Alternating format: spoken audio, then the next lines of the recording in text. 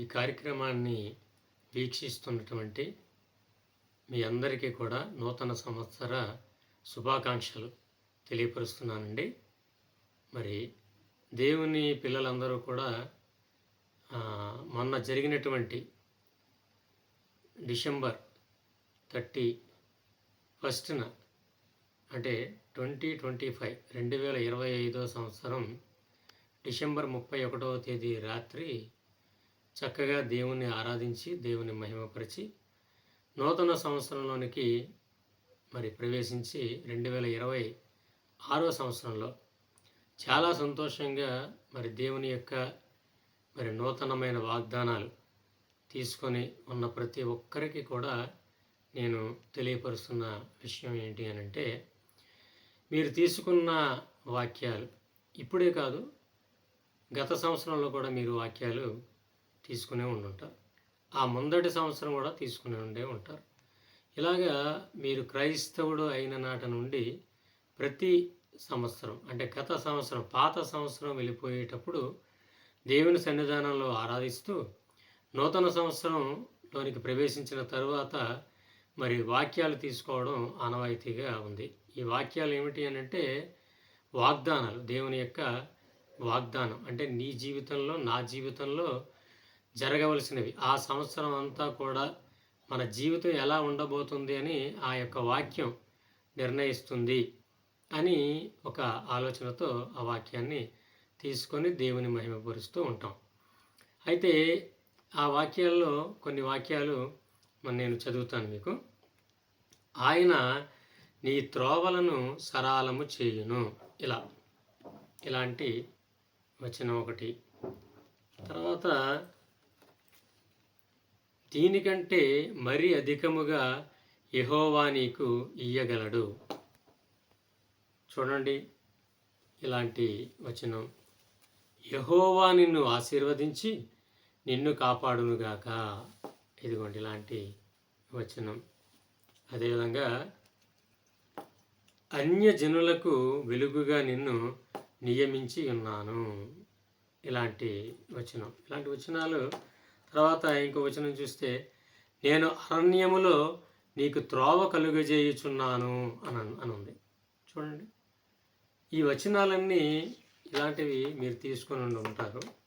ఇవే కాకుండా మీ ఇంట్లో ఎవరైనా చర్చికి ఆ రోజు రాకపోతే వాళ్ళ పేరు మీద కూడా ఆ వచనాలు తీసుకుంటారు, వాటి మీద మీ పేర్లు రాసుకుంటారు, వాళ్ళ పేర్లు రాస్తారు.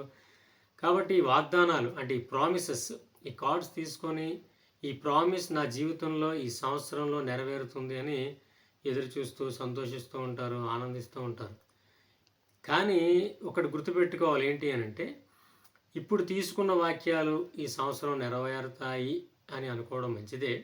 కానీ నెరవేరుతాయి అనుకోవడానికి ముందు మీరు ఆలోచించవలసింది ఏంటి అని అంటే, గత సంవత్సరం అంటే 2025 సంవత్సరం ప్రారంభంలో మీకు ఇయ్యబడిన వాక్యాలు ఎవరైతే ఇచ్చారో మీరు తీసుకున్నారు కదా, ఆ తీసుకున్నప్పుడు ఆ వాక్యం మీ పేరు మీద మీరు రాసుకున్న ఆ వాక్యం జరిగిందా లేదా అనేది ఒక్కసారి చూసుకోండి. ఇదే కాదు, ఎన్ని సంవత్సరాలుగా మీరు వాక్యాలు తీసుకుంటున్నారో ఆ వాక్యాలన్నీ ఆ సంవత్సరం కరెక్ట్గా జరుగుతున్నాయా లేదా అనేది మీరు చూసుకోవాలి. జరుగుతున్నాయా లేదా అంటే కొంతమందికి ఎక్కడో ఒక్కరిద్దరికి జరగవచ్చు, అందరికీ జరుగుతాయా?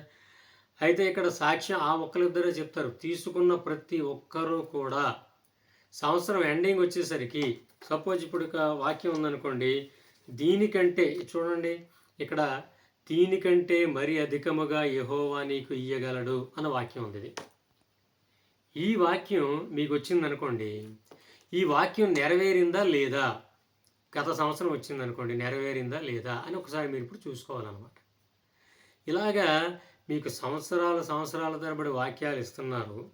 ఇచ్చేవాళ్ళు అభివృద్ధిలోనికి బాగానే వస్తున్నారు, కానీ తీసుకునే వీళ్ళు అంటే వాక్యాన్ని తీసుకునేవారు మాత్రం అభివృద్ధిలోనికి వస్తున్నారా లేదా అనేది కూడా చెక్ చేసుకోవాలి, చూసుకోవాలి మీరు.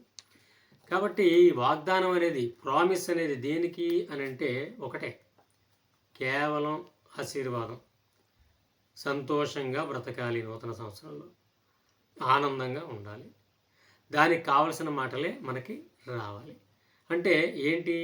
అప్పులు ఉండకూడదు, వ్యాధులు ఉండకూడదు, ఏ విధమైన సమస్య ఉండకూడదు, ఎక్కడికి వెళ్ళినా సక్సెస్ రావాలి, అనుకున్న ప్రతి ఒక్కటి జరగాలి, ఏది అనుకుంటావో అది ఏమాత్రం ఇటు అటు కాకుండా చక్కగా జరగాలి, సక్సెస్ఫుల్ వేలో ఈ సంవత్సరం అంతా వెళ్ళాలి అని అనుకుంటారు. అంటే అంతా సంతోషానికి సంబంధించిందే తప్ప బాధకు సంబంధించింది చిన్నది కూడా ఉండకూడదు అని అనుకుంటారు. కాబట్టే వాక్యాల్లో, దేవుని వాక్యాల్లో, బైబిల్ గ్రంథంలో దీవించిన వచనాలు ఉంటాయి, శపించిన వచనాలు కూడా ఉంటాయి. కానీ మీకు ఇవ్వబడిన వచనాలన్నీ కూడా ఏంటంటే దీవెన కలిగిన వచనాలే వస్తాయి, శపించే వచనాలు ఉండవు. ఎందుకంటే మనకి కూడా ఇష్టం ఉండవు, దీవెనలే కావాలి అంతే కదా. ఎవరైనా దీవెనలే కోరుకుంటారు కానీ శాపాలు ఎవరు కోరుకోరు కదా. అయితే ఈ ఈ దీవెనకరమైన ఈ వచనాలు నెరవేరుతున్నాయా లేదా అనేది చూడాలి. వీటికంటే యాక్చువల్గా ఈ ఆశీర్వాదాలు ఇవన్నీ రకరకాల వచనాలు మనం తీసుకోవద్దని అంటలేదు. తీసుకోండి, సంతోషించండి, మీ పేర్లు రాసుకుంటారో ఏం చేసుకుంటారు, చక్కగా దాచుకోండి, బైబిల్లో పెట్టుకుని ఉంటారు. గత సంవత్సరంది బైబిల్లో ఉండి ఉంటుంది, ఈ సంవత్సరంది బైబిల్లో ఉంటుంది, నెక్స్ట్ ఇయర్ మళ్ళీ కొత్తది వచ్చినప్పుడు తీసి మళ్ళీ పక్కన పెట్టచ్చు. కానీ వీటన్నిటికంటే ముందు మీకు ఆశీర్వాదం కావాలి అని అంటే ఇందాక నేను చెప్పాను చూసారా, ఏ సంతోషాలు, సమాధానాలు, ఆనందం మనకు కావాలో వాటన్నిటి గురించి ఎప్పుడో దేవుడు చెప్పేశాడు. ద్వితీయోపదేశకాండం, పాత నిబంధన గ్రంథంలో ద్వితీయోపదేశకాండం 28వ అధ్యాయం మనం ఒకసారి చూసి చదువుదాం. దాన్ని బట్టి మీకు అర్థమవుతుంది. 28 మొదట నుంచి చదివితే, నీ దేవుడైన యెహోవా మాట శ్రద్ధగా విని, చూడండి ఎలా వినాలి మాటని, దేవుని మాటని ఎలా వినాలి, వాక్యాన్ని ఏ విధంగా వినాలి, శ్రద్ధగా వినాలంటున్నాడు, అశ్రద్ధగా కాదు, శ్రద్ధగా వినాలి. అంటే దేవుని సన్నిధికి వచ్చామా, వాక్యం విన్నామా, లేకపోతే వాక్యం చదువుతున్నామా అన్నప్పుడు మైండ్ డిస్ట్రాక్ట్ అవ్వకుండా మన మనసంతా కూడా దేవుని వాక్యం మీద ఉండాలి. సిద్ధపడి రావాలి దేవుని సన్నిధికి, వాక్యం వినాలి, నేను వాక్యాన్ని నేర్చుకోవాలి, ఆ వాక్యంలో ఉన్న మాధుర్యాన్ని లేదా వాక్యంలో ఉన్న అంతరార్థాన్ని బాగా నేను గ్రహించాలి, నాకేమైనా సందేహాలు ఉంటే అది దైవ సేవకునికి అడిగి తెలుసుకోవాలి అనే ఒక సిద్ధపాటు మనస్సుతో రావాలి. ఆ మనస్సుతో రాకుండా ఏదో ఆరాధనకు వచ్చాను, కూర్చున్నాను, వెళ్ళిపోయినన్న వాళ్ళు శ్రద్ధతో ఏముంటారు చెప్పండి. కాబట్టి ఇక్కడ దేవుడు ఏమంటున్నాడంటే, మీకు సంతోషాలు, సౌఖ్యాలు, సుఖాలు కావాలి అంటే ఏం చెప్తున్నాడు, నీవు లేదా నేను నీ దేవుడైన యెహోవా మాట శ్రద్ధగా వినాలండి. చాలా శ్రద్ధగా వినాలి. అర్థమవుతుందా? మీరేలా నా మాటలు గ్రహింపకున్నారు, మీరు నా మాటలు విననేరకుండుటను బట్టియే కదా అని యేసుక్రీస్తు ప్రభు వారు అలనాటి వారికి అన్నాడు. సో అందుకే శ్రద్ధగా వినాలి. మొట్టమొదటి దేవుని మాట, నేడు నేను నీకు అంటే వెంటనే, ఎప్పుడైతే అప్పుడు వెంటనే, నేడు నేను నీకు ఆజ్ఞాపించుచున్న ఆయన ఆజ్ఞలనన్నిటినీ అనుసరించి, అంటే దేవుని ఆజ్ఞలను అన్నిటినీ అనుసరించి నడుచుకునిన ఎడల నీ దేవుడైన యెహోవా భూమి మీదనున్న సమస్త జనముల కంటే నిన్ను హెచ్చించును. చూసారా, అందరికంటే హెచ్చించేస్తానంటున్నాడు. ఆయన మాటలు వింటే శ్రద్ధగా వినాలి, అనుసరించి నడుచుకోవాలి. ఇది చెయ్యాలి మొట్టమొదట. ఇవి చెయ్యకుండా ఈ వాకింగ్ కార్డులు ఇవన్నీ తీసుకొని నాకు దేవుడు వాగ్దానం ఇచ్చాడు, నాకు దేవుడు ఇలా నడిపిస్తాడు, చేస్తాడు అనుకోవడం భ్రమసం అండి. మీరు ఒక్కసారి ఆలోచించాలి. ఇక్కడ ఆయన మాట శ్రద్ధగా విని అనుసరించి నడుచుకుంటే ఏంటి, 8వ వచనం చూడండి, నీ కొట్లలోను నీవు చేయు ప్రయత్నములన్నిటిలోనూ, అంటే ప్రయత్నాలు చేస్తారు కదా, సంతోషంగా ఉండడానికే ఈ ప్రయత్నాలన్నీ. కోటి విద్యలు కూటి కొరకే అన్నట్టు నువ్వు చేసే ప్రతి పని, నేను చేసే ప్రతి పని కూడా సంతోషంగా ఉండాలని చేస్తూ ఉంటాం, అంతే తప్ప బాధను తెచ్చుకోవడానికి ఎవరు చేయరు ఏ పని కూడా కదా. నీ కొట్లలోను అంటే నీకు ఏ మాత్రం కూడా తిండికి కానీ, బట్టకి కానీ, నివాసానికి కానీ, దేనికి కూడా ఏ మాత్రం సమస్య అనేది రాదు, చాలా బాగుంటుంది. తర్వాత నీవు చేయు ప్రయత్నం, ప్రతి ప్రయత్నంలో కూడా, ఒక విద్యార్థి పరీక్ష రాస్తే అందులో ఆ ప్రయత్నంలో విఫలం కాడు. అదేవిధంగా ఒక వ్యక్తి ఏదైనా పని చేస్తే ఆ పనిలో ఫలితం ఖచ్చితంగా వస్తుంది. లేదా ఒక వ్యక్తి ఏదైనా ఉద్యోగానికి వెళితే ఉద్యోగం తప్పనిసరిగా వస్తుంది. ఇవన్నీ ప్రయత్నాలే కదా! ఇవన్నీ ప్రయత్నాలే ఈ భూమి మీద. ఇవన్నిటిల్లో మనకు సంతోషం కలగాలి. కలగాలి అంటే ఆ ప్రయత్నాల్లో విజయం మనకి రావాలి. ఆ విజయం రావడానికి ఏమవుతుందంట? నీకు దీవెన కలుగునట్లు యెహోవా ఆజ్ఞాపించును. దేవుడు ఆజ్ఞాపిస్తానంటున్నాడు. ఎక్కడ ఆజ్ఞాపిస్తానంటున్నాడు? ఎప్పుడు ఆజ్ఞాపిస్తానంటున్నాడు? ఆయన మాట శ్రద్ధగా విని అనుసరించినప్పుడు. అది చెయ్యండి చాలు. అది చేయకుండా, ఏది చేయకుండా ఇవన్నీ పట్టుకుంటే ఉపయోగం ఏంటి? ఒకసారి మనం ఆలోచించుకోవాలి కదా! మళ్ళా ఇంకొకటి ఉంది చూడండి. 10వ వచనంలో భూప్రజలందరూ యెహోవా నామమున నీవు పిలువబడుచుండుట చూచి నీకు భయపడుదురు. భూప్రజలందరూ భయపడతారట క్రైస్తవుని చూసి. ఇప్పుడు క్రైస్తవుని చూసి ఎవరు భయపడటంలా. క్రైస్తవుడే మిగిలిన వాళ్ళని చూసి భయపడే పరిస్థితి వచ్చింది చూడండి. ఎందుకు? ఆయన మాట శ్రద్ధగా వినటం లేదు. ఆయన మాట విన్నా ఒకవేళ అయ్యో నేను శ్రద్ధగా వింటున్నానండి, చాలా శ్రద్ధగా వింటున్నానండి అనుకుంటున్నారా? శ్రద్ధగా వింటున్న వాటిని పాటిస్తున్నారా అని చూసుకోవాలి మనం. అంతే కదా! తర్వాత 12వ వచనం చూసామనుకోండి. 12వ వచనంలో 4వ లైన్ చూస్తే నీవు అనేక జనములకు అప్పిచ్చేదవు కానీ అప్పు చేయమంటున్నాడు. చూసారా? క్రైస్తవులు ఉన్నవారు అప్పిస్తున్నారా, అప్పు చేస్తున్నారా మీకే అర్థమైపోవాలి. ఇంకోటి ఏంటంటే 14వ వచనం చూసామనుకోండి. 14వ వచనంలో 5వ లైన్ చూస్తే యెహోవా నిన్ను తలగా నియమించును గాని తోకగా నియమింపడు. నీవు పైవాడవుగా ఉండువు గాని క్రిందవాడవుగా ఉండవు అని చెప్తున్నాడు. ఇవి చాలవా చెప్పండి ఇవన్నీ? ఇంతకంటే మనకు కావాల్సింది ఏముంది? మనం చేయాల్సిందంతా ఒకటే. వాగ్దానాలు తీసుకోండి, ఇలాంటివన్నీ తీసుకోండి, సంతోషించండి. మీరు బైబిల్లో పెట్టుకుంటారు, ఇంట్లో పెట్టుకుంటారు, చేయండి. కానీ ఇవి నెరవేరుతాయి అనుకోవడం కొద్దిగా అర్ధరహితంగా ఉంటుంది. ఏవి నెరవేరుతాయి అని అంటే ఇక్కడ చెప్పిన 28వ అధ్యాయం 1వ వచనంలో యెహోవా మాట శ్రద్ధగా విని వాటిని పాటించి అనుసరించి నడుచుకుంటే ఇవన్నీ నెరవేరుతాయి. మనకు కావలసినవన్నీ ఉన్నాయి చూడండి అందులో. ఇంకా మీరు క్లియర్గా చదువుకోవచ్చు 28వ అధ్యాయం అంతా కూడా. ఆయన మాట వింటే ఏం జరుగుతుంది, మాట వినకపోతే ఎలా ఉంటుంది అనేది కూడా క్లియర్గా అందులో మనం చూడవచ్చు. నిజానికి వాగ్దానం అనేది ఒక్కసారి మనం ఆలోచిద్దాం. ఈ వాగ్దానం అంటే ఏంటి? అసలు ప్రామిస్, దేవుడు మొట్టమొదట ప్రామిస్ ఏమిచ్చాడు, ఏం చేశాడు అని అంటే మనం గలతీ పత్రిక చూద్దాం.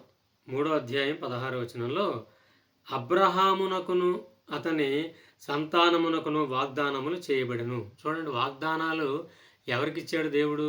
ప్రామిసెస్ అనేవి ఎవరికి ఇచ్చాడు? అబ్రహాముకి అతని సంతానానికి ఇచ్చాడు. ఏంటి అని అంటే అబ్రహాముకి అతని సంతానానికి ఇచ్చినటువంటి వాగ్దానం ఏంటంటే దేవుడు ఆదికాండం 12వ అధ్యాయం 1 నుంచి 3 వచనాల్లో చెప్తాడు. ఏంటంటే అబ్రహాముతో దేవుడు మాట్లాడుతూ నీవు లేచి నీ బంధువుల యొద్ద నుండి, నీ కుటుంబం నుండి, నీ ఇంటి నుండి విడిచిపెట్టి నేను చూపించే దేశానికి వెళ్ళిపో, అక్కడ నిన్ను ఆశీర్వదిస్తాను, అనేక జనములకు తండ్రిగా చేస్తాను, చాలా గొప్పవాడిగా నేను మారుస్తాను, నీ సంతానాన్ని ఆశీర్వదిస్తాను, నీ సంతానంలో నుంచి వచ్చిన వాడి ద్వారా భూలోకంలో ఉన్న సంతానములన్నీ కూడా ఆశీర్వదింపబడతాయి, భూలోకంలో ఉన్న వంశాలన్నీ కూడా ఆశీర్వదింపబడతాయి. ఆ సంతానం ఎవరు అని అంటే క్రీస్తే అని చెప్తాడు. యేసుక్రీస్తు అబ్రహాములో నుంచి వచ్చాడు. అబ్రహాం సంతానంలో నుండి యేసుక్రీస్తు ప్రభు వారు వచ్చారు. అది యేసుక్రీస్తు ప్రభు అనే వాగ్దానం.